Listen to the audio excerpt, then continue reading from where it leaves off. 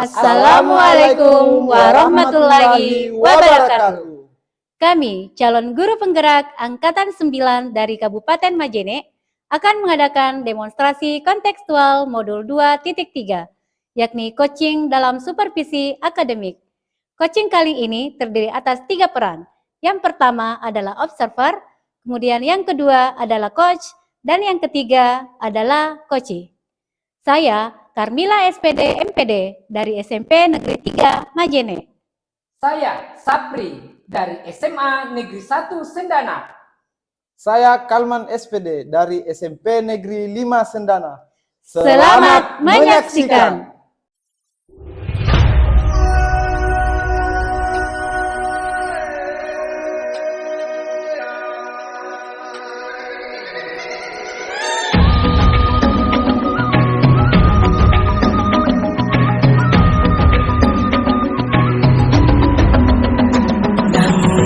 Bukalah matamu, saatnya meraih mimpimu. Arahkan pandangan ke depan, Tuhan kan menuntunmu. Sadarilah masa berganti, tantangan kan kita hadapi. Bergandeng tangan. Assalamualaikum Bu Carmila. Waalaikumsalam Pak Sapri. Bagaimana kabarnya hari ini Bu? Alhamdulillah lumayan baik Pak Sapri. Wah, alhamdulillah ya. Nah, sebelum melakukan coaching, sebagai awal, saya akan mengajukan beberapa pertanyaan sama Bu Carmila. Nah, pertama-tama saya ingin mendiskusikan tentang rubrik penilaian kita pada hari ini. Nah, baik Bu Carmila, kegiatan coaching kita pada hari ini, coach dan coachee akan saya amati dan menilai sesuai dengan rubrik penilaian yang ada. Nah, apakah sudah sesuai dengan alur tirta? Kemudian, bagaimana Bu Carmila memberikan pertanyaan yang berbobot terhadap si coachee? Dan juga, bagaimana coachee bisa merespon atau menanggapi pertanyaan dari coach itu sendiri. Nah, dan jangan lupa disesuaikan dengan prinsip coaching. Di antaranya kemitraan, proses kreatif, dan memaksimalkan potensi. Baik, jadi pertanyaan pertama yang akan saya ajukan di sini Ibu Carmila adalah, kira-kira kompetensi apa yang akan Ibu kembangkan pada coaching kali ini? Baik Pak Sapri, jadi ada 3 kompetensi coaching yang ingin saya kembangkan pada hari ini. Yang pertama itu adalah presence atau hadir penuh. Kemudian yang kedua adalah mendengarkan aktif. Dan yang ketiga adalah mengajukan pertanyaan berbobot Pak Sapri. Oh iya, baik. Terus saya lanjut ya. Jadi pertanyaan selanjutnya adalah, kompetensi mana yang akan Ibu kembangkan secara spesifik yang ingin diobservasi terhadap coachee? Iya, baik. Jadi secara spesifiknya saya ingin mengembangkan 2 kompetensi. Yang pertama adalah mendengarkan aktif, kemudian yang kedua adalah mengajukan pertanyaan berbobot. Oh iya, makasih. Nah, masih ada ya satu pertanyaan, yaitu adalah indikator yang bagaimana yang Ibu inginkan dalam proses coaching kali ini. Oh ya, baik. Jadi di sini saya ingin agar coachee ini bisa secara terbuka mengemukakan masalahnya, kemudian dia juga bisa menemukan solusi terhadap permasalahan yang ada dengan beberapa pertanyaan-pertanyaan yang berbobot yang akan saya ajukan kepada coachee. Masya Allah ya, semangat ya Bu. Iya Pak Sapri. Nah ya, demikian dulu ya Ibu praobservasi kita kali ini.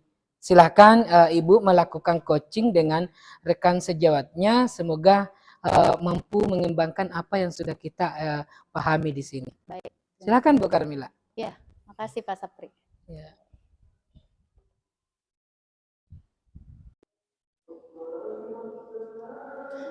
Assalamualaikum Pak Kalman. Iya, waalaikumsalam Bu Carmila. Iya, Pak Kalman. Bagaimana kabarnya hari ini, Pak Kalman? Alhamdulillah Bu, baik-baik. Iya, tadi saya mengamati di dalam kelas pada saat observasi, saya lihat Pak Kalman agak kebingungan. Apa betul seperti itu, Pak Kalman? Oh iya Bu, betul sekali Bu. Itu yang mau saya juga bicarakan sama Ibu.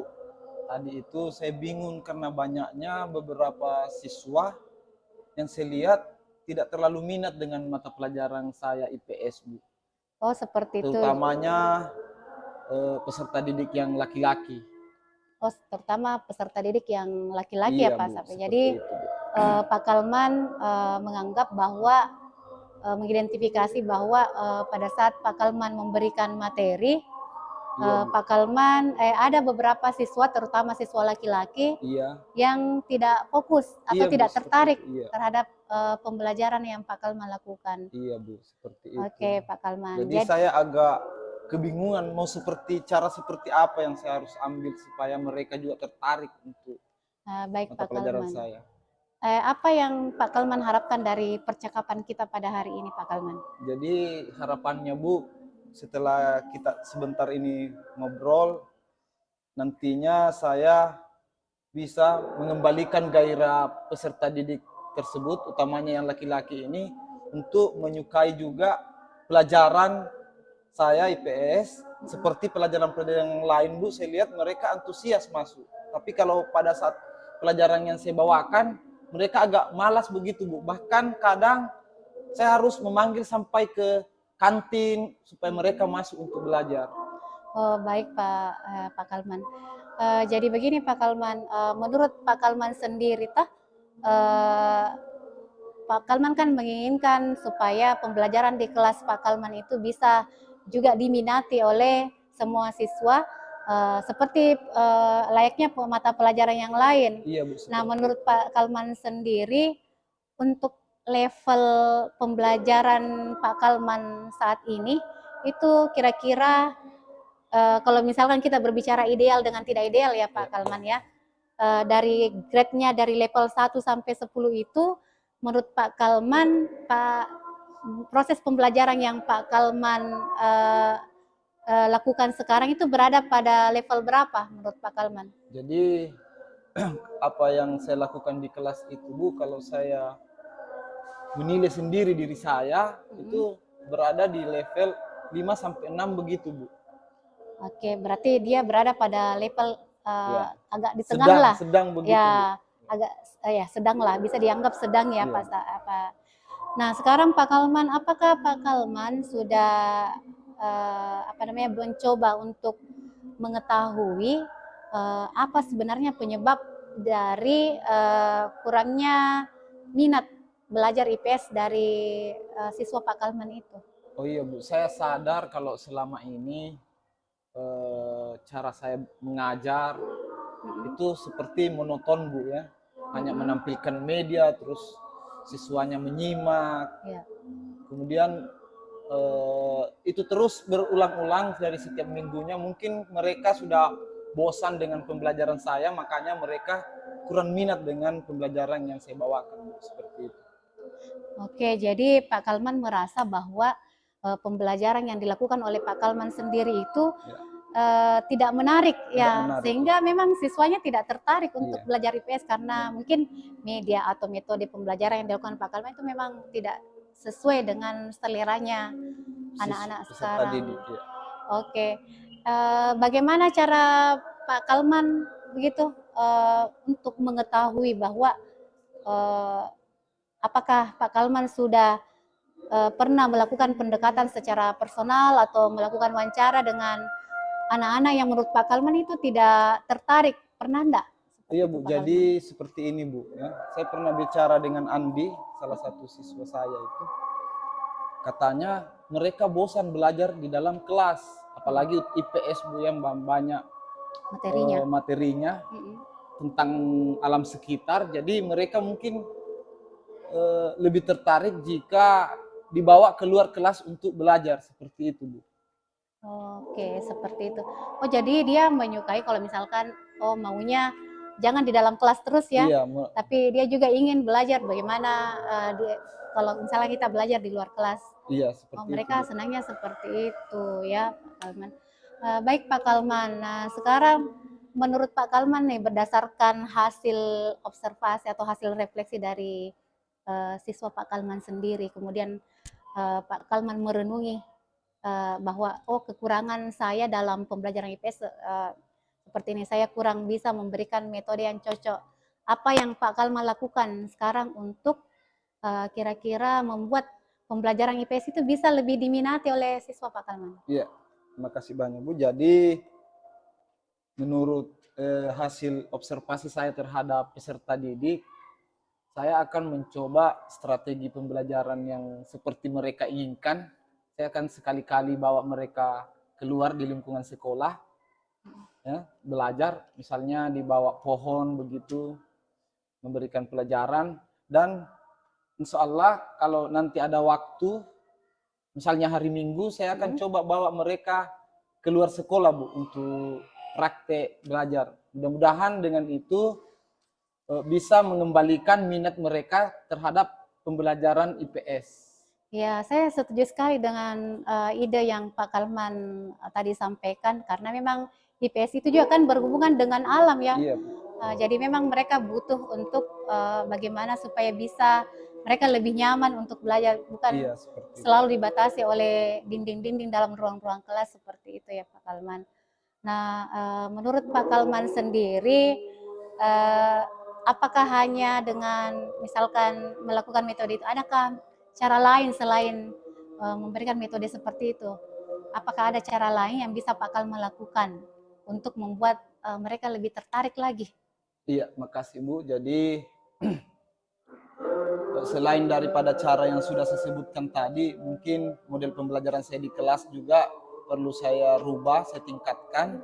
Ya, mungkin saya bisa bentuk beberapa kelompok belajar IPS, kemudian membuat sebuah makalah untuk didiskusikan agar mereka juga lebih aktif dalam belajar. Jadi tidak lagi hanya beberapa orang yang aktif dalam belajar, dalam proses belajar itu.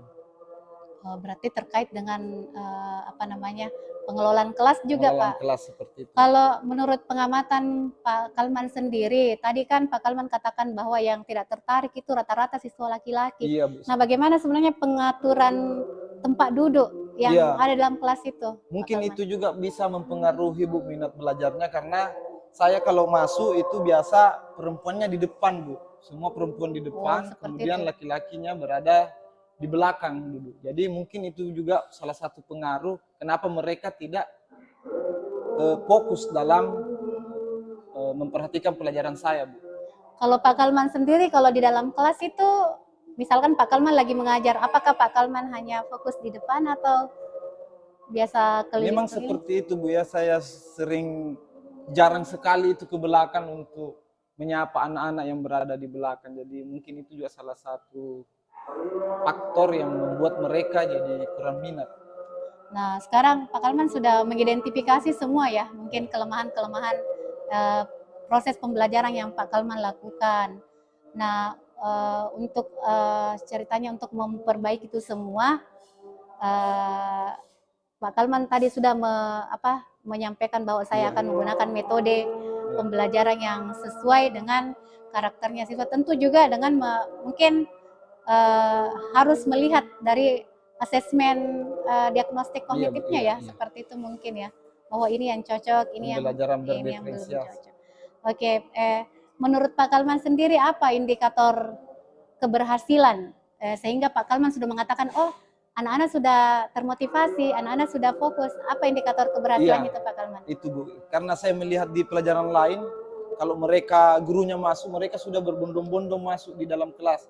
Saya beda, justru saya harus memanggil beberapa kali sehingga mereka mau masuk. Jadi ketika nanti indikatornya itu, ketika nanti saya masuk, mereka juga ikut masuk, itu sudah saya anggap saya mulai berhasil lah untuk meningkatkan minat mereka untuk belajar. Iya, selain itu Pak Kalman mungkin di dalam kelas indikator keberhasilannya. Jadi kalau dalam kelas mungkin mereka lebih aktif ya. Jika saya bertanya mereka langsung berbondong-bondong mengangkat tangan untuk menjawab. Oh ya, oke, baik seperti itu ya Pak Kalman. Nah, sekarang Pak Kalman, kapan kira-kira Pak Kalman akan melaksanakan rencana ini? Ya, saya sih rencananya Bu, insya Allah akan melaksanakannya dengan segera supaya bisa mengembalikan dengan cepat motivasi belajar peserta didik terhadap mata pelajaran yang saya bawakan. Baik, ketika Pak Kalman mengalami kendala dalam proses pembelajaran atau rencana yang telah dibuat, siapa kira-kira yang bisa membantu Pak Kalman untuk Jadi mengatasi masalah saya akan melibatkan beberapa rekan guru Bu, berkolaborasi dengan mereka untuk membantu saya untuk menjalankan rencana ini. Oh, artinya intinya harus berkolaborasi dengan rekan Rekan-rekan sejawat. guru. Ya. Terutama mungkin guru-guru IPS ya. Ya, guru IPS, Wah. sesama guru IPS. Bu. Oke, baik Pak Kalman. Sekarang apa harapan Pak Kalman ke depannya? Jadi harapan saya Bu, nantinya siswa-siswi saya itu bisa juga mencintai pelajaran yang saya bawakan Bu, mata pelajaran IPS seperti yang saya sampaikan sebelumnya, mereka lebih suka dengan pelajaran yang lain daripada pelajaran yang saya bawakan. Oke, baik Pak Kalman. Nah, bagaimana perasaan Pak Kalman hari ini? Iya, alhamdulillah Bu, terima kasih banyak karena dengan pembicaraan tadi saya sedikit lebih lega, bisa menemukan solusi ya supaya bisa membangkitkan kembali motivasi belajar peserta didik terhadap mata pelajaran yang saya ambil. Oke, baik Pak Kalman. Saya berharap Pak Kalman bisa lebih baik lagi dalam melakukan pembelajaran IPS, siswanya bisa termotivasi kembali. Kalau misalkan Pak Kalman butuh bantuan lagi, ya kita bisa ngobrol lagi. Jangan segan-segan untuk menghubungi saya Pak Kalman ya. Iya Bu, terima kasih banyak Bu atas waktu yang diberikan kepada saya dan memberikan saya semangat kembali untuk membangkitkan semangat peserta didik. Iya. Terima kasih Oke, Pak banyak Kalman. Bu, ya. Sama-sama. Ya. Bu Karmila, bagaimana tadi proses coachingnya terhadap rekan sejawat? Alhamdulillah bisa berjalan dengan lancar Pak Sapri. Oke, alhamdulillah ya. Jadi Bu Karmila tadi kan sudah melakukan coaching ya dengan Pak Kalman. Sebelum penutupan kali ini, saya ingin menanyakan beberapa pertanyaan dalam pasca observasi kali ini. Nah, yang pertama, apa saja yang sudah Ibu Karmila lakukan dalam coaching tadi terhadap indikator pencapaian yang diinginkan? Baik Pak Sapri, jadi alhamdulillah tadi saya sudah melakukan coaching dengan Pak Kalman. Ya, saya menggunakan alur tirta, di mana dalam alur tirta itu saya menetapkan tujuan, ya, yang pertama, kemudian mengidentifikasi masalah, kemudian membuat rencana tindak lanjut dan tanggung jawab. Dan alhamdulillah saya juga tadi melihat bahwa coaching ini sudah dapat secara terbuka menyampaikan masalahnya, kemudian bisa mencari alternatif solusi dari permasalahan-permasalahan yang ada, yang diajukan.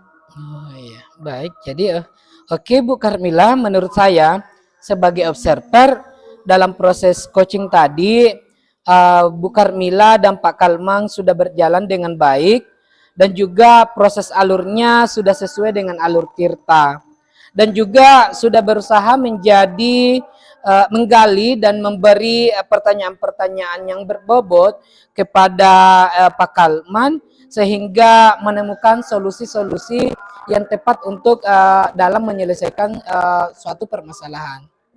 Terus yang kedua, kompetensi apa yang Ibu akan kembangkan setelah melakukan coaching tadi?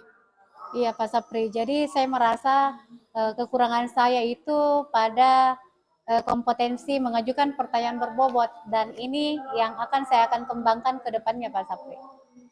Baik Bu Karmila, semoga kita bisa mendapatkan pemahaman yang lebih kuat lagi mengenai coaching terhadap rekan sejawat. Semoga Bu Karmila juga bisa nanti menjadi observer di sekolah Ibu supaya rekan sejawat yang ada di sekolah itu bisa termotivasi untuk melakukan perubahan pada diri masing-masing.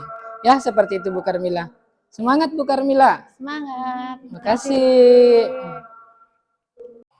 Assalamualaikum Pak Safri. Waalaikumsalam Pak Kalman. Bagaimana kabarnya pada hari ini? Alhamdulillah Pak, baik-baik saja Pak. Alhamdulillah kalau seperti itu. Mudah-mudahan sebentar pada proses coaching, Pak Safri tetap bersemangat. Iya Pak. Nah, sebelum kita melakukan proses coaching sebentar, sebagai awal saya akan mengajukan beberapa pertanyaan-pertanyaan kepada Pak Safri. Pertama-tama, saya akan mendiskusikan tentang rubrik penilaian yang kita akan lakukan pada hari ini. Baik Pak Safri, kegiatan coaching kita pada hari ini, coach dan coachee akan saya amati dan memberikan penilaian sesuai dengan rubrik penilaian yang sudah ada. Apakah sudah sesuai dengan alur tirta? Kemudian bagaimana Pak Safri memberikan pertanyaan-pertanyaan berbobot kepada coachee sehingga coachee dapat menemukan masalahnya sendiri dan mencari solusinya sendiri. Iya Pak. Dan juga jangan lupa Pak Safri, kegiatan coaching kita pada hari ini disesuaikan dengan prinsip coaching, diantaranya kemitraan, proses kreatif, dan memaksimalkan potensi yang ada. Ya. Sebelumnya Pak Safri, saya akan melakukan pertanyaan. Apakah Pak Safri sudah siap? Siap Pak. Ya, jadi begini Pak Safri. Pertanyaan pertama, kompetensi apa yang akan Bapak kembangkan pada coaching kali ini? Jadi kompetensi yang ingin saya kembangkan dalam kegiatan coaching sebentar yaitu adalah present, kehadiran penuh. Iya. Yang kedua adalah mendengarkan aktif. Dan yang ketiga adalah memberikan pertanyaan yang berbobot terhadap si coachee. Oh, seperti itu ya Pak Safri. Iya Pak. Untuk pertanyaan yang kedua Pak Safri. Kompetensi mana yang akan Bapak kembangkan secara spesifik yang ingin diobservasi? Baik, jadi kompetensi yang ingin saya kembangkan secara spesifik di sini adalah saya lebih mengharap pada mendengarkan secara aktif dan memberikan pertanyaan yang berbobot kepada si coachee. Ya, bagus sekali Pak Safri. Untuk pertanyaan terakhir atau pertanyaan ketiga kepada Pak Safri, indikator bagaimana yang Bapak inginkan dalam proses coaching kali ini? Jadi indikator yang saya inginkan dalam kegiatan coaching sebentar adalah bagaimana si coaching bisa menemukan masalah-masalah yang dihadapi serta bisa menentukan solusi-solusi apa yang bisa digunakan di dalam penyelesaian masalah itu sendiri. Iya, baik Pak Safri. Itu tadi 3 pertanyaan pra-observasi. Sampai di sini dulu kita pra-observasi dan kemudian kita lanjut ke proses coaching. Mari Pak Safri. Ya, Assalamualaikum Bu Karmila. Waalaikumsalam Pak Sapri. Ya, selamat sore. Selamat sore Pak Sapri. Bagaimana kabarnya Bu? Alhamdulillah lumayan baik Pak Sapri. Oh iya, tadi malam di rumah katanya sepupu saya, Ibu Karmila menelpon, tapi saya sudah tertidur. Ada apa ya Bu? Iya Pak Sapri, saya mau mau ngobrol sama Pak Sapri. Ini saya punya masalah terhadap pembelajaran saya kemarin Pak Sapri waktu di kelas. Memang mengenai pembelajaran di kelas Ibu seperti apa ya? Jadi begini Pak Sapri, jadi di kelas pada saat saya mengajar di kelas 9B itu saya mengalami kendala karena ada satu orang siswa yang betul-betul mengalami hambatan atau kesulitan belajar di dalam kelas Pak Sapri. Jadi ketika saya memberikan materi atau misalkan dalam proses pembelajaran itu saya bertanya kepada si anak tersebut, dia tidak pernah merespon, dia tidak pernah menjawab. Kemudian ketika saya kasih tugas, itu lama sekali baru bisa dikerja, walaupun itu tugas yang saya kasih cuma 1 atau 2 nomor Pak Sapri, tapi lama sekali baru bisa selesai. Oh begitu ya. Terus dalam menghadapi kendala seperti itu, apa yang Ibu rasakan di dalam kelas? Ya pasti saya merasa bingung Pak Sapri, bagaimana sebenarnya cara mengatasi anak-anak yang seperti ini karena selama ini di kelas-kelas yang lain saya belum pernah mendapatkan kondisi anak yang seperti tadi saya ceritakan, kalau dia juga itu mengalami hambatan dalam hubungan sosialnya dengan teman-temannya. Seperti itu Pak Sapri. Oh, ya ya ya ya. Iya, iya. Paham. Jadi, kira-kira apa harapan Ibu dalam percakapan ini kita nantinya? Iya Pak Sapri, jadi saya ingin Pak Sapri mungkin bisa membantu saya mengatasi masalah saya terutama saat ini yang sedang bingung bagaimana kira-kira solusinya Pak Sapri supaya saya bisa apa ya, memberikan pembelajaran yang bermakna kepada anak ini dan anak ini bisa memahami dengan baik apa yang materi yang saya ajarkan sama seperti dengan anak-anak yang lain pada umumnya Pak Sapri.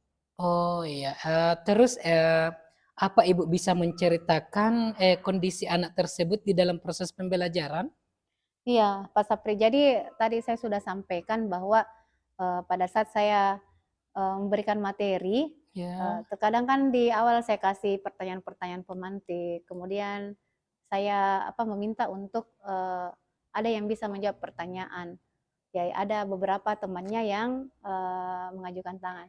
Karena saya melihat ini anak cenderung diam, jadi saya mencoba untuk menunjuk barangkali kamu bisa menjawab pertanyaan saya, tapi tidak direspon Pak Sapri. Kemudian ketika saya memberikan tugas tugas eh, di sebuah LK itu tidak bisa diselesaikan walaupun tugas yang saya kasih tuh lebih sedikit ya jumlahnya dibandingkan dengan teman-temannya yang lain. Jadi dia tidak bisa menyelesaikan, nanti bisa selesai ketika ada temannya yang bisa membantu untuk menyelesaikannya. Seperti itu yang saya alami Pak Sapri. Oh, dari gambaran, apa ya, siswa yang mengalami kendala tadi seperti ini, kira-kira Ibu, beda ya tindakannya antara siswa yang pada umumnya dengan siswa yang tadi yang dianggap, punya kendala atau masalah dalam proses pembelajaran? Maksudnya saya, bagaimana perlakuan Ibu terhadap siswa yang secara umumnya atau teman-temannya dibanding dengan orang yang mengalami kendala? Ya, tentu akan berbeda Pak Sapri, karena saya harus lebih banyak melakukan pendekatan secara personal kepada anak ini, sering bertanya, apa kendalanya, apa hambatannya, nomor berapa yang belum bisa dikerja. Jadi saya selalu menghampiri mejanya untuk membantunya supaya tugas-tugasnya ini bisa terselesaikan dan terkadang saya juga biasa memanggil saya panggil duduk di samping meja saya tanyakan kenapa, apa yang menjadi kendala kamu. Cuman Oh, saya belum bisa mendapatkan informasi yang akurat begitu Pak Sapri, seperti apa sih sebenarnya kendalanya ini anak di dalam pembelajaran. oke baik, pertanyaan lagi selanjutnya Bu, karena kita sudah melakukan apa ya, perbedaan pemberian perlakuan terhadap temannya yang secara umum dengan orang yang memiliki kendala. Tadi Ibu sudah menyatakan bahwa saya mungkin lebih fokus kepada siswa yang mengalami kendala. Nah, apa Ibu pernah apa ya mendapatkan pemahaman atau mendapatkan informasi mengenai adanya perlakuan khusus atau pendekatan yang secara dominan kepada orang yang mempunyai kendala seperti itu ya Bu? Iya Pak Sapri, jadi saya juga sebenarnya sedikit bingung, ini apa ya yang terjadi dengan anak ini? Anak-anak yang seperti ini, anak-anak yang mengalami hambatan dalam pembelajaran. Saya pernah membaca Pak Sapri, sebuah artikel gitu bahwa anak-anak yang mengalami kesulitan dalam belajarnya, kemudian dia mengalami hambatan dalam hubungan sosialnya, itu mungkin yang disebut dengan anak berkebutuhan khusus. Nah, sebelum saya mendapatkan membaca artikel tersebut, pemahaman saya tentang anak berkebutuhan khusus itu yang mengalami gangguan fisik, misalkan dia tidak bisa berbicara, atau tidak bisa melihat, atau tidak bisa mendengar, itu pemahaman saya, Pak Sapri. Ternyata setelah saya baca-baca artikel itu, ternyata saya bisa mengidentifikasi bahwa mungkin ini anak yang di kelas 9B ini, yang saya ajar ini, sepertinya dia juga termasuk dalam kategori berkebutuhan khusus. Seperti itu Pak Sapri. Nah, dengan tadi pemahaman yang nyata di dalam kelas dengan informasi yang Ibu sudah dapatkan dari buku ataupun dari berita-berita lain bahwa yang dikatakan dengan berkebutuhan khusus adalah yang biasanya disebut dengan disabilitas atau cacat pada organ tubuhnya. Nah, kira-kira dengan adanya perbedaan yang signifikan antara berkebutuhan di dalam kelas tadi yang Ibu hadapi dengan berkebutuhan khusus yang secara umum yang Ibu dapatkan dalam pembelajaran membaca buku, apa Ibu mendapatkan tindakan-tindakan untuk menanganinya ya?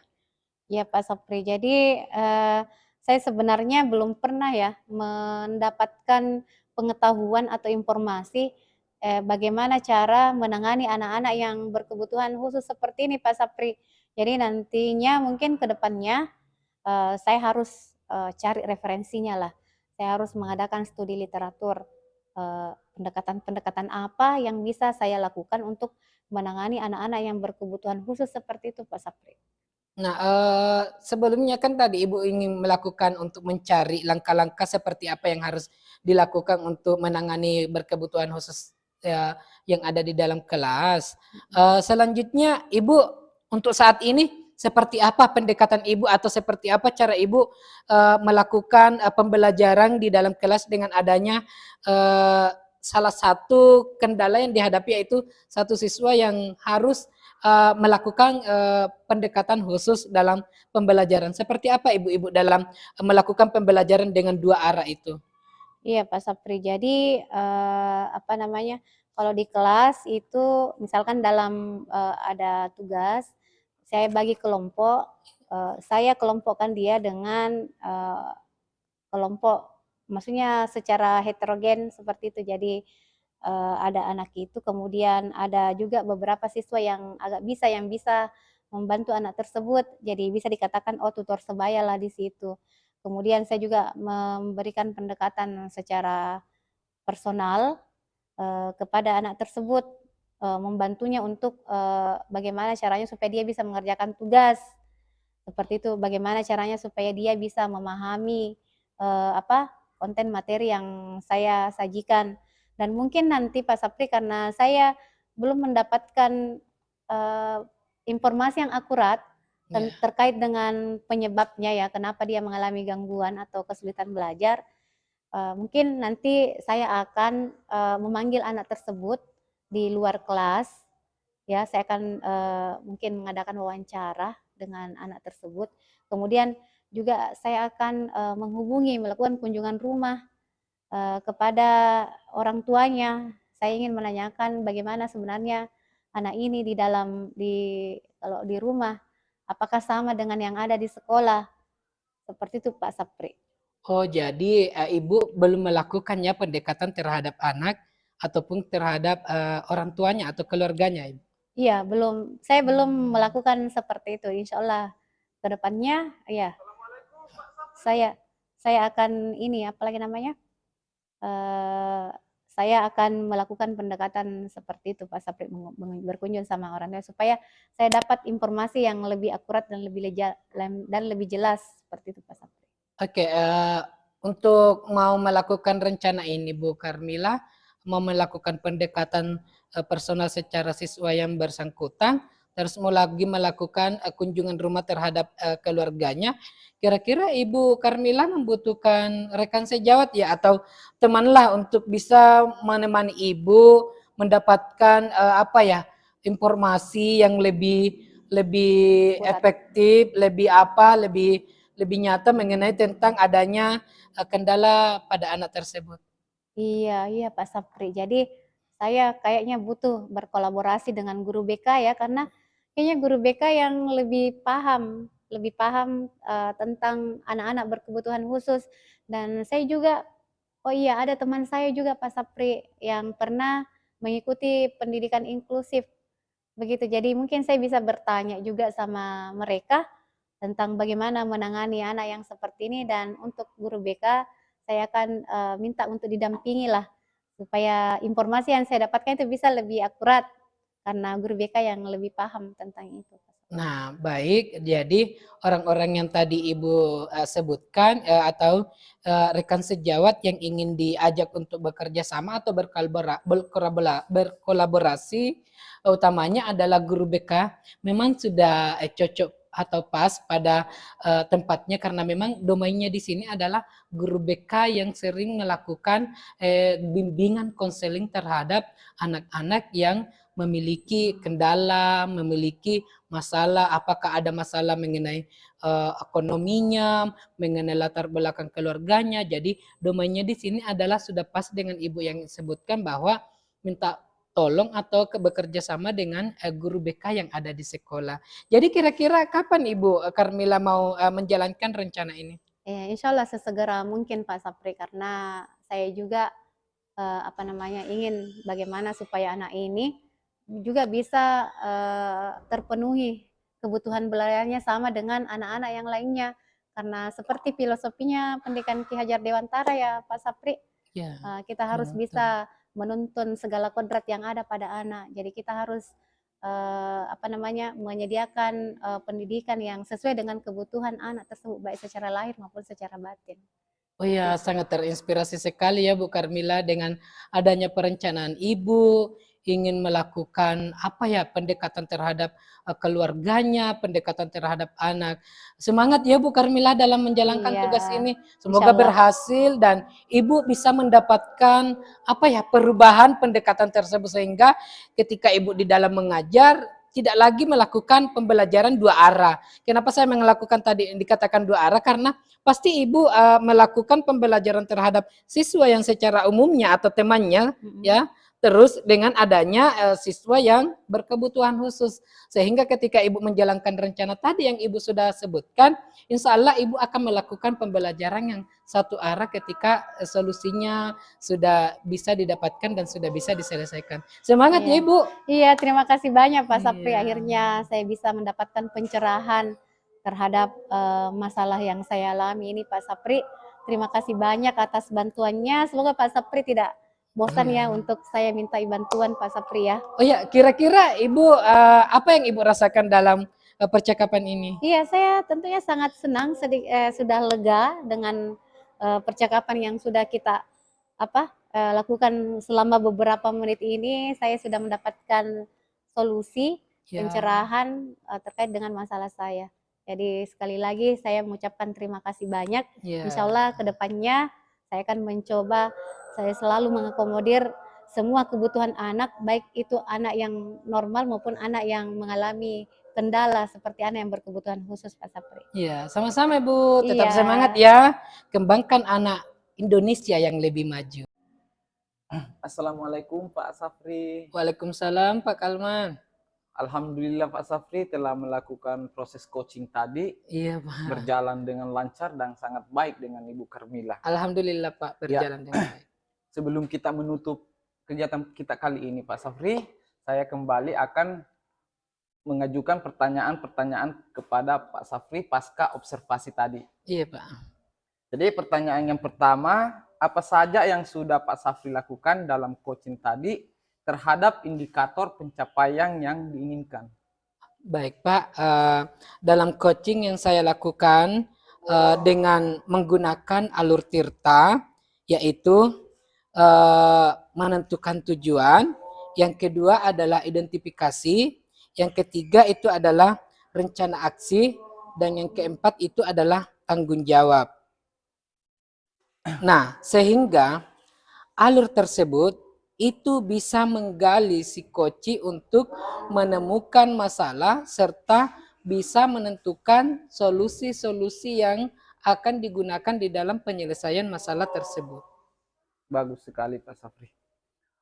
Pak Safri, menurut saya sebagai seorang observer, dalam proses coaching tadi Pak Safri dan Ibu Karmila sudah berjalan dengan baik dan lancar, serta proses alurnya sudah sesuai dengan alur tirta dan juga sudah berusaha menjadi dan membuat pertanyaan-pertanyaan kepada Ibu Karmila sehingga Ibu Karmila menemukan masalah dan menemukan juga solusi untuk dirinya sendiri.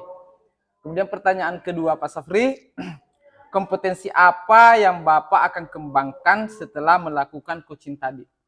Jadi kompetensi yang ingin saya kembangkan setelah melakukan proses coaching tadi yaitu adalah bagaimana saya sebagai si coach ini bisa mendengarkan secara aktif dan bisa memberikan pertanyaan yang berbobot ya kepada si coach. Iya, bagus sekali Pak Safri. Semoga kedepannya Pak Safri bisa lebih baik, bisa menjadi coach untuk guru-guru yang lain, bukan hanya untuk kepada Bu Karmila, tetapi juga terhadap rekan-rekan yang lain. Baik Pak, Terima kasih Pak Safri. Demikian dulu kegiatan kita pada kali ini. Sampai jumpa di hari-hari berikutnya. Ya, terima kasih banyak Pak. Sama-sama.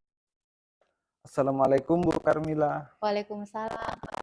Bagaimana kabarnya Bu Karmila? Alhamdulillah baik Pak Kalman. Iya, tetap semangat ya pada saat proses coaching sebentar. Nah, sebelum melakukan coaching, sebagai awal saya akan mengajukan beberapa pertanyaan sama Ibu. Pertama-tama saya akan mendiskusikan tentang rubrik penilaian kita pada hari ini.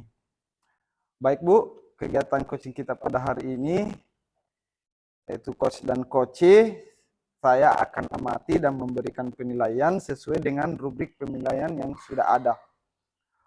Apakah sudah sesuai dengan alur Tirta? Kemudian bagaimana Ibu memberikan pertanyaan-pertanyaan berbobot kepada coachee, dan juga bagaimana coachee tersebut merespon pertanyaan-pertanyaan yang Ibu berikan sehingga dapat menemukan masalah-masalahnya sendiri.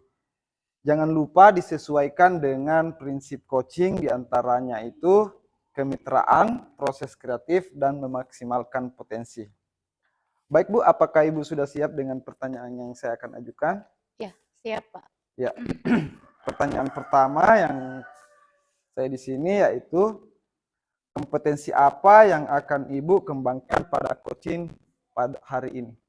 Baik, ada 3 kompetensi coaching. Yang pertama itu adalah presence atau hadir penuh, kemudian yang kedua adalah mendengarkan aktif, dan yang ketiga adalah mengajukan pertanyaan berbobot. Iya, jadi 3 kompetensi ya yang akan dikembangkan. Kemudian saya lanjut ke pertanyaan kedua Bu.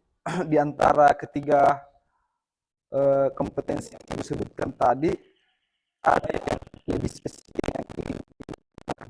Bisa ditunjukkan kompetensi apa saja itu yang ingin dikembangkan secara spesifik. Baik Pak, ini kalau menurut saya nih Pak, 2 kompetensi yang ingin saya kembangkan, yaitu mendengarkan aktif dan mengajukan pertanyaan berbobot Pak. Jadi 2 ya, mendengarkan aktif dan mengajukan pertanyaan. Iya. Nah, yang terakhir Bu Karmila, indikator yang bagaimana yang Ibu ingin capai dalam proses coaching kali ini? Ya baik, jadi saya ingin agar betul-betul coachee itu bisa secara terbuka menyampaikan permasalahannya berdasarkan pertanyaan-pertanyaan yang saya ajukan Pak. Iya, itu saja pertanyaan dari saya Bu. Demikian dulu pra-observasi yang kita lakukan hari ini. Mudah-mudahan pada proses coaching sebentar berjalan baik dan lancar. Ya Bu, silakan kita melakukan coaching kepada rekannya. Oke. Makasih Bu. Iya. Pak Sapri, Iya Bu. tadi pagi pada saat observasi pembelajaran di kelas, saya melihat Pak Sapri sepertinya agak kebingungan menghadapi beberapa siswa yang ada di kelas itu. Apa betul seperti itu Pak Sapri? Oh iya Bu, terima kasih banyak sudah memantau saya dalam proses pembelajaran. Nah itulah Bu yang ingin saya sampaikan ke Ibu mengenai proses pembelajaran tadi yang ada di dalam kelas. Oh seperti itu. Jadi bagaimana? Pak Sapri mau ngobrol di mana? Oh iya Bu, bagaimana kalau kita saja lanjut di dalam ruangan Bu? Oke, baik. Ayolah kita ke sana. Jadi bagaimana Pak Sapri? Apa yang mau disampaikan pada hari ini? Oh ya, tadi memang di dalam proses pembelajaran di kelas, Bu, saya sedikit agak merasa kebingungan dengan adanya posisi tempat duduk anak-anak yang berada di posisi belakang, Bu. Oh, seperti itu. Jadi Pak Sapri merasa kebingungan dengan beberapa siswa yang posisi duduknya berada di belakang ya, seperti Iya, itu. Bu, seperti itu. Oke Pak Sapri. Jadi apa yang Pak Sapri harapkan dari pembicaraan kita hari ini? Yang saya inginkan dalam percakapan ini, Bu, saya ingin mau mendapatkan seperti apa yang harus saya lakukan untuk tidak mendapatkan kendala seperti itu tadi, Bu. Anak-anak di belakang yang tidak fokus terhadap pembelajaran. Oh, oke seperti itu ya. Iya, Oke, baik. Jadi Pak Sapri ingin mendapatkan solusi bagaimana kira-kira mengatasi siswa yang kurang motivasi, terutama ini yang duduk di bagian belakang. iya, Seperti itu Bu. Pak Sapri. Iya, seperti itu, Bu. Oke, baik Pak Sapri. Mungkin bisa diceritakan Pak Sapri apa kendala Pak Sapri dalam melakukan proses pembelajaran pada hari ini, terutama pada siswa Pak Sapri yang berada di bagian belakang. Oh ya, Bu.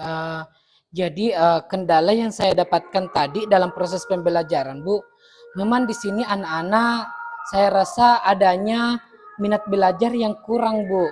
Sehingga kendala yang saya dapatkan di sini, Bu, ada beberapa siswa yang memang duduk di belakang ini ada yang tertidur, ada yang main game, dan ada yang sedang mengganggu temannya dalam proses pembelajaran sehingga teman yang di sampingnya tadi, Bu, tidak fokus pada pembelajaran itu.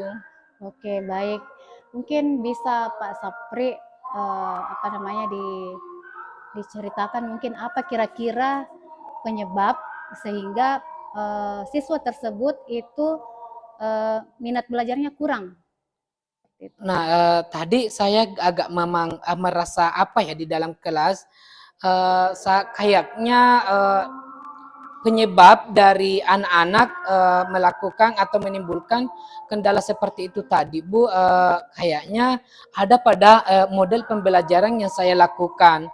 Karena kenapa? Saya rasakan perbedaan di pembelajaran yang di minggu lalu dengan minggu yang pembelajaran yang tadi, Ibu. Jadi tadi memang saya melakukan perubahan model pembelajaran sehingga anak-anak sedikit agak kurang termotivasi pada pembelajaran itu. Oh ya, kurang minat belajarnya ya. Iya, Bu. Karena Pak Sapri pada proses pembelajaran terdahulu Pak Sapri mengubah metode Bu. pembelajaran. Bisa mungkin diceritakan Pak Sapri seperti apa metode atau model pembelajaran yang dilakukan sebelumnya dan seperti apa model pembelajaran yang dilakukan pada hari ini. Nah, pada minggu kemarin, Bu, saya memang menggunakan metode pembelajaran dengan menggunakan media video, terus mengelompokkan anak-anak. Nah, sehingga anak-anak itu merasa nyaman dengan adanya video, terus saya kelompokkan ya mereka agak aktif ketika saya kelompokkan pada minggu kemarin. Tapi tadi, Bu, memang saya agak kewalahan masuk di dalam kelas sehingga saya langsung menjelaskan begitu saja tanpa membagi kelompok lagi, sehingga saya merasakan agak kebingungan dengan membandingkan pembelajaran yang minggu kemarin, Bu. Oh, berarti Pak Sapri merasa bahwa kurangnya motivasi atau minat siswa ini, terutama pada siswa yang berada pada tempat duduk yang di belakang, itu karena Pak Sapri mengubah metode atau model pembelajaran. Iya, Bu, Iya. seperti itu. Model pembelajarannya tadi sudah disampaikan juga bahwa menggunakan media video, kemudian seperti apa lagi tadi Pak Sapri? Ada pembagian kelompok, Bu. Oh, ada juga pembagian kelompok. Nah, Iya. pada hari ini Bapak tidak melakukan hal seperti itu?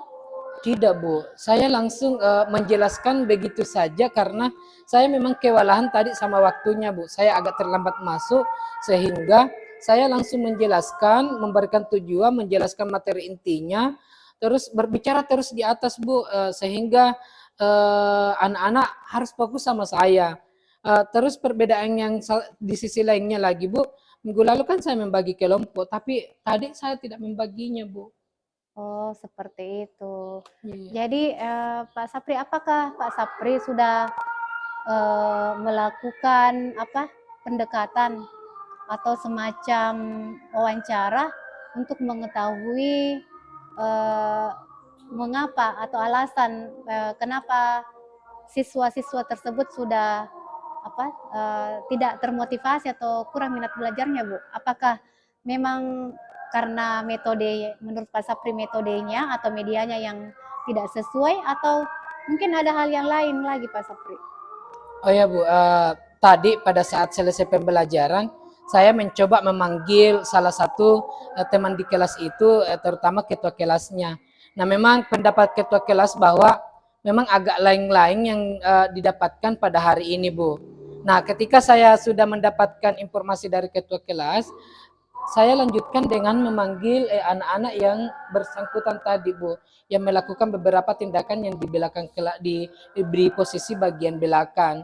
Saya panggil dan saya menanyakan kenapa bisa seperti ini, dan ternyata memang Bu penyebabnya ada pada cara mengajar tadi Bu. Yang kemarinnya menggunakan video, yang tadinya tidak menggunakan video Bu, sehingga anak-anak merasa tidak nyaman, merasa tidak senang dengan kehadiran saya tadi memberikan pembelajaran. Oke, seperti itu ya. Diceritakan mungkin apa kira-kira penyebab sehingga siswa tersebut itu minat belajarnya kurang. Seperti itu. Nah, tadi saya agak memang merasa apa ya di dalam kelas, kayaknya penyebab dari anak-anak melakukan atau menimbulkan kendala seperti itu tadi Bu, kayaknya ada pada model pembelajaran yang saya lakukan. Karena kenapa? Saya rasakan perbedaan di pembelajaran yang di minggu lalu dengan minggu yang pembelajaran yang tadi Ibu. Jadi tadi memang saya melakukan perubahan model pembelajaran sehingga anak-anak sedikit agak kurang termotivasi pada pembelajaran itu. Oh ya, kurang minat belajarnya ya. Iya Bu. Karena Pak Sapri pada proses pembelajaran terdahulu Pak Sapri mengubah metode Bu. pembelajaran. Bisa mungkin diceritakan Pak Sapri seperti apa metode atau model pembelajaran yang dilakukan sebelumnya dan seperti apa model pembelajaran yang dilakukan pada hari ini? Nah, pada minggu kemarin Bu, saya memang menggunakan metode pembelajaran dengan menggunakan media video, terus mengelompokkan anak-anak. Nah, sehingga anak-anak itu merasa nyaman dengan adanya video, terus saya kelompokkan ya mereka agak aktif ketika saya kelompokkan pada minggu kemarin. Tapi tadi Bu, memang saya agak kewalahan masuk di dalam kelas sehingga saya langsung menjelaskan begitu saja tanpa membagi kelompok lagi, sehingga saya merasakan agak kebingungan dengan membandingkan pembelajaran yang minggu kemarin Bu. Oh, berarti Pak Sapri merasa bahwa kurangnya motivasi atau minat siswa ini, terutama pada siswa yang berada pada tempat duduk yang di belakang, itu karena Pak Sapri mengubah metode atau model pembelajaran. Iya Bu, Iya. seperti itu. Model pembelajarannya tadi sudah disampaikan juga bahwa menggunakan media video, kemudian seperti apa lagi tadi Pak Sapri? Ada pembagian kelompok Bu. Oh, ada juga pembagian kelompok. Nah, Iya. pada hari ini Bapak tidak melakukan hal seperti itu? Tidak Bu, saya langsung menjelaskan begitu saja karena saya memang kewalahan tadi sama waktunya Bu. Saya agak terlambat masuk sehingga saya langsung menjelaskan, memberikan tujuan, menjelaskan materi intinya, terus berbicara terus di atas Bu, sehingga anak-anak harus fokus sama saya. Terus perbedaan yang di sisi lainnya lagi Bu, minggu lalu kan saya membagi kelompok, tapi tadi saya tidak membaginya Bu. Oh, seperti itu. Iya. Jadi Pak Sapri, apakah Pak Sapri sudah melakukan pendekatan atau semacam wawancara untuk mengetahui mengapa atau alasan kenapa siswa-siswa tersebut sudah tidak termotivasi atau kurang minat belajarnya, Bu? Apakah memang karena metode menurut Pak Sapri metodenya atau medianya yang tidak sesuai atau mungkin ada hal yang lain lagi Pak Sapri? Oh ya Bu, tadi pada saat selesai pembelajaran, saya mencoba memanggil salah satu teman di kelas itu, terutama ketua kelasnya.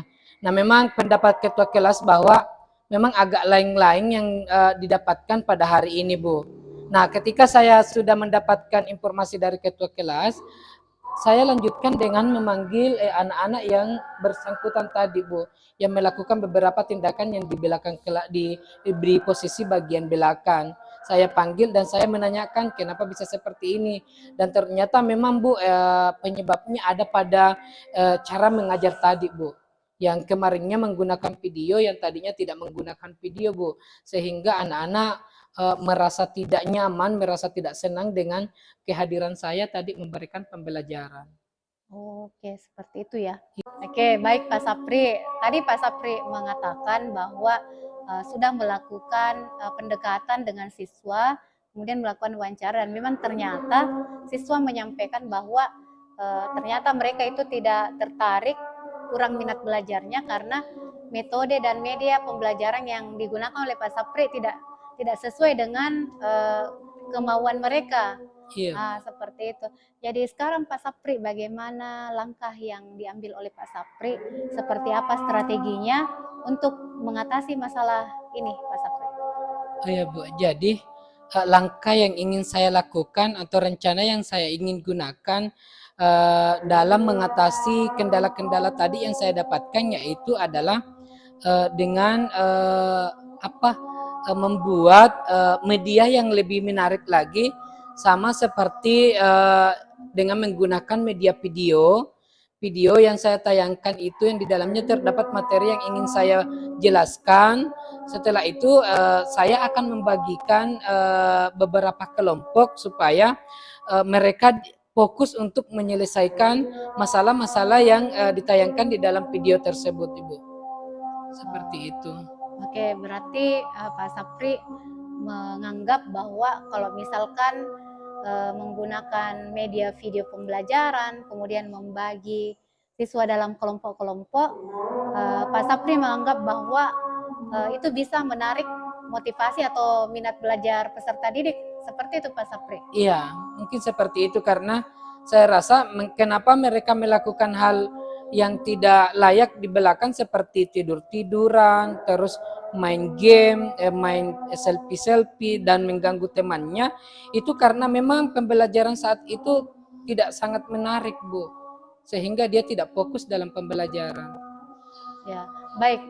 Menurut Pak Sapri nih, apa proses pembelajaran yang dilakukan Pak Sapri pada hari ini, kalau misalkan kita mau lihat grade-nya dari grade 1 sampai grade 10, misalkan 1 itu adalah proses pembelajarannya betul-betul memang tidak ideal, kemudian 10 itu ideal.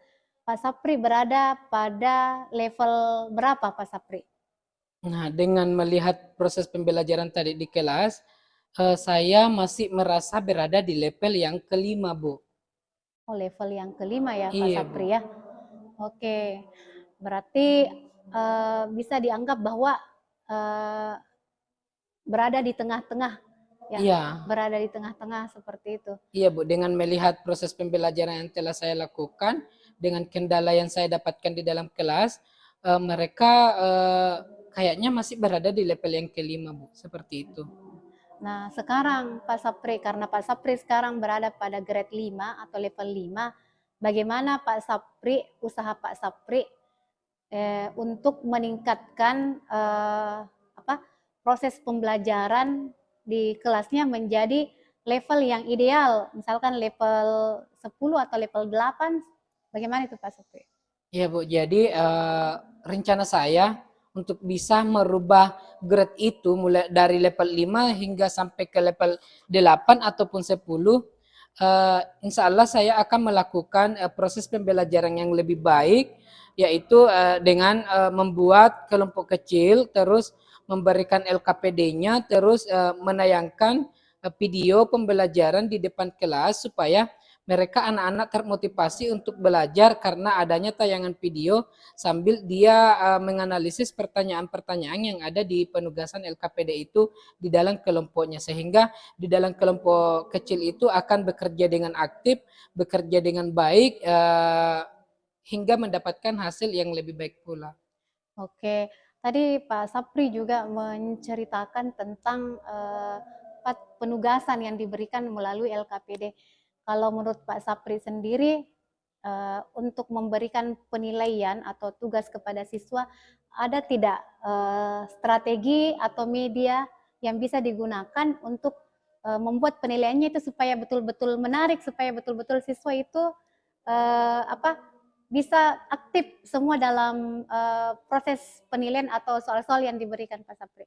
Oh iya Bu, di sini juga mengenai penugasan LKPD-nya, saya akan merubah yang tadinya saya print out, tapi untuk selanjutnya saya akan menggunakan media HP, handphone, untuk bisa menyelesaikan LKPD di dalam HP tersebut sehingga HP-nya tergunakan dengan baik. Dia tidak salah gunakan lagi untuk main game atau apa segala macam, sehingga di LKPD itu dengan menggunakan HP mereka bisa fokus kembali, meskipun dia masih pegang HP tetapi dia betul-betul fokus pada pembelajaran, karena di dalam HP itu sudah saya kirimkan penugasan lewat Google Form-nya Bu.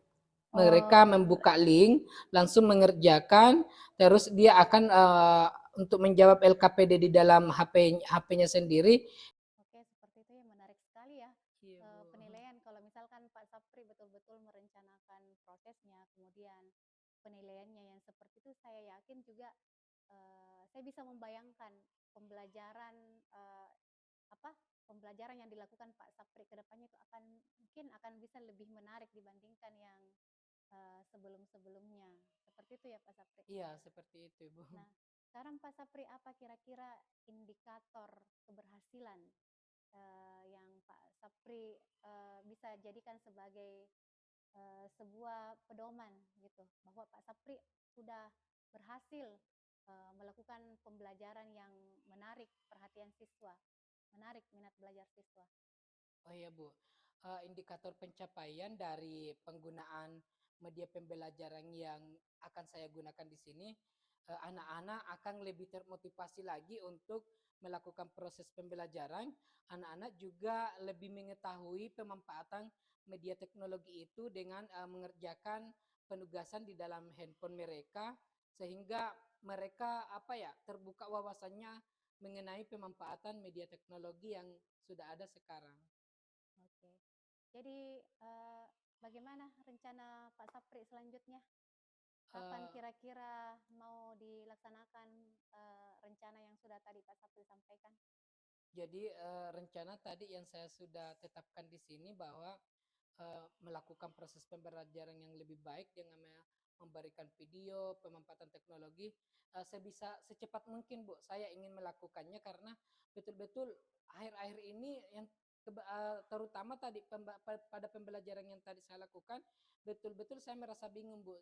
Jadi dengan adanya rencana ini, insya Allah minggu depan saya akan menjalankannya, sehingga dengan tujuan untuk bisa mendapatkan proses pembelajaran yang lebih baik dengan uh, uh, mengarahkan siswa supaya bisa lebih termotivasi di dalam proses pembelajaran. Oke, luar biasa sekali ya Pak Sapri rencananya. Sekarang menurut Pak Sapri nih, apa harapan-harapan Pak Sapri ke depannya terhadap siswa maupun dari harapan untuk Pak Sapri sendiri? Jadi harapan saya terhadap siswa mengenai rencana yang ingin saya lakukan, sebisa mungkin anak-anak bisa mengetahui pemanfaatan media yang lebih baik, bisa memahami proses pembelajaran yang lebih baik yang dilakukan di kelas, dan harapan saya terhadap diri pribadi saya uh, bisa melakukan lagi yang lebih terbaik ya pada anak-anak dalam proses pembelajaran. Oke, baik, luar biasa Pak Sapri. Sekarang bagaimana perasaan Pak Sapri? Alhamdulillah dari percakapan tadi saya sudah agak merasa lega, merasa senang dengan adanya percakapan ini. Saya sudah mendapatkan kira-kira solusi dan strategi apa yang ingin saya lakukan untuk mengatasi kendala-kendala yang saya dapatkan di dalam kelas tadi, Bu.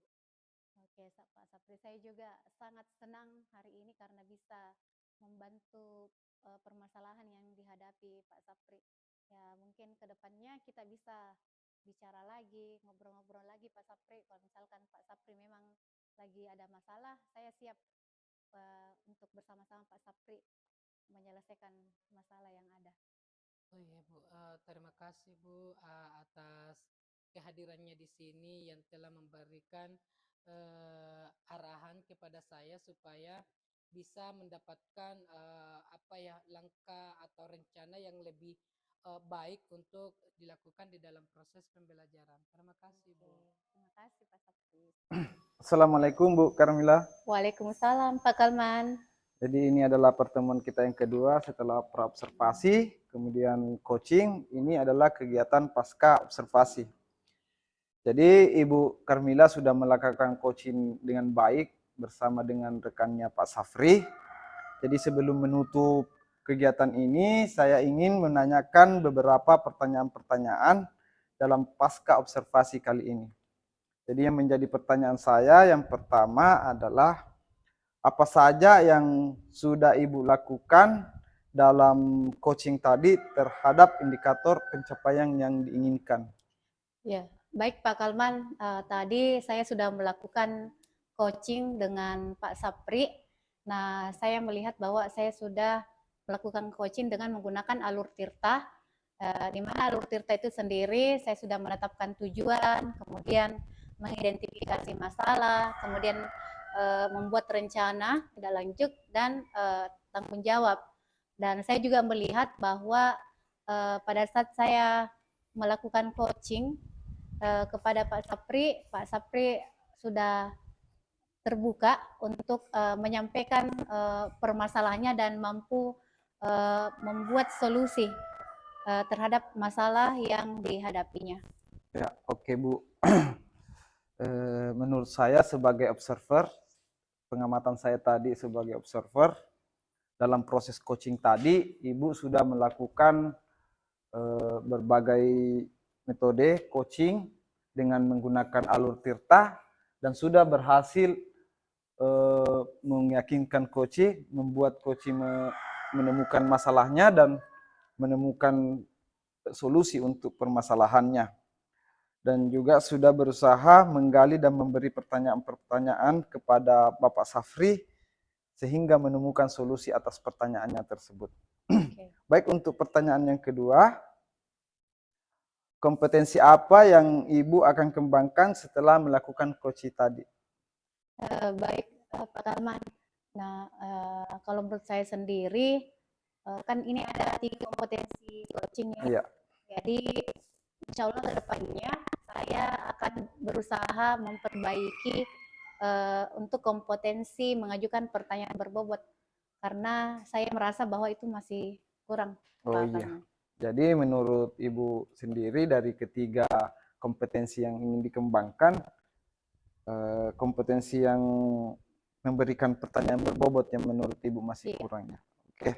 Baik Bu, semoga kedepannya bisa lebih baik lagi dan mudah-mudahan bukan cuma Pak Safri yang berhasil di coaching, tetapi rekan-rekan yang lain juga. Sampai jumpa Bu ya. Terima kasih atas waktunya. Iya, sama-sama Pak.